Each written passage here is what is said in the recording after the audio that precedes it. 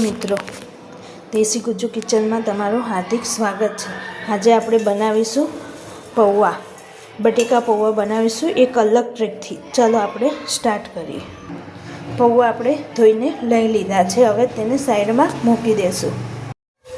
Gas ચાલુ કરીને આપણે એક પેન મૂકી દીધું છે। હવે આપણે એમાં તેલ નાખીશું 1-2 ચમચી જેટલું અને તેલને ગરમ થવા દેશું। આપણું તેલ ગરમ થઈ ગયું છે, હવે તેમાં આપણે હિંગ એડ કરીશું, થોડા કડી પત્તા એડ કરીશું, મરચાં સમારેલા એડ કરીશું અને બટેકા એડ કરી દઈશું ઝીણા સમારેલા। હવે આપણે આને મિક્સ કરી દઈશું આ રીતે। હવે એમાં 1 ચમચી જેટલી હળદર એડ કરીશું, સ્વાદ અનુસાર મીઠું એડ કરીશું। હવે આપણે મિક્સ કરી દઈશું।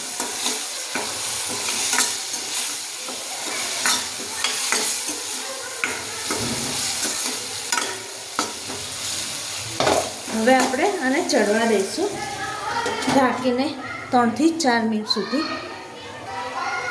અને હા, તમે સિંગના દાણા ખાતા હોય તો એડ કરી શકો છો, મેં અહીંયા સ્કીપ કરી લીધા છે સિંગ દાણા। આપણે બટેકા ચડવા દઈશું। તમે જોઈ શકો છો આપણા બટેકા ચડીને તૈયાર થઈ ગયા છે। હવે આપણે એમાં પૌવા એડ કરી દઈશું।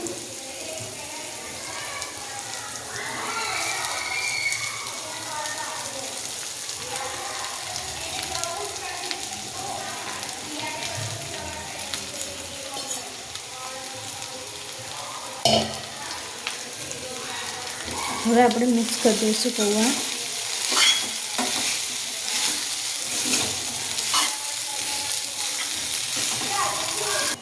હવે આપણે થોડો લીંબુનો રસ એડ કરીશું।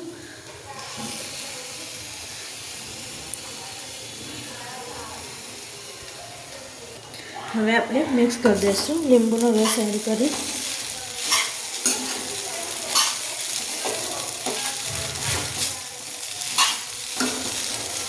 આજે આપણે પૌવા એક નવી ટ્રીક સાથે અને નવી રેસીપી સાથે બનાવીશું, તમે જોતા રહેજો। હવે આપણે ઉપરથી દળેલી ખાંડ એડ કરી દઈશું થોડી અને મિક્સ કરી દઈશું।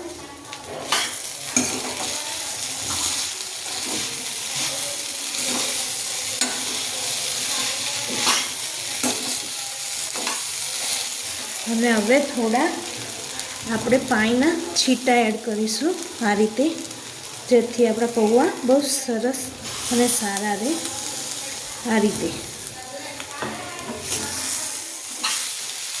હવે આપણે ઉપરથી થોડા ધાણા એડ કરી દઈશું।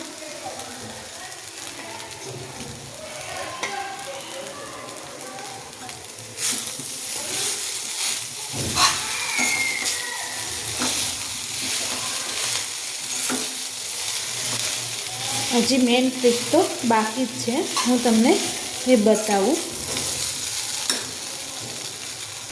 આપણે એક તપેલામાં પાણી લઈ લીધું છે અને ગરમ થવા મૂકી દીધું છે। આપણું પાણી ઉકળવા માંડ્યું છે, સારી રીતે ઉકળી જવું જોઈએ આપણું પાણી। આપણું પાણી સારી રીતે ઉકળી ગયું છે। હવે ગેસની ફ્લેમ આપણે બંધ કરી દઈશું અને આ બનાવેલા પૌવા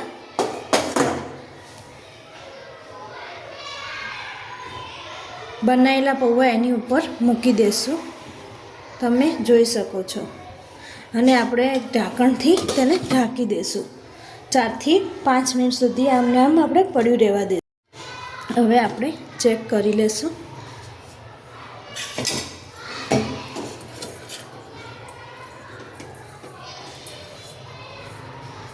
જો તમે જોઈ શકો છો આપણા પૌવા કેવા મસ્ત છૂટા અને સરસ બનીને તૈયાર થઈ ગયા છે. જો તમને આ વિડીયો ગમ્યો હોય તો લાઇક, શેર અને સબસ્ક્રાઈબ કરવાનું ના ભૂલતા.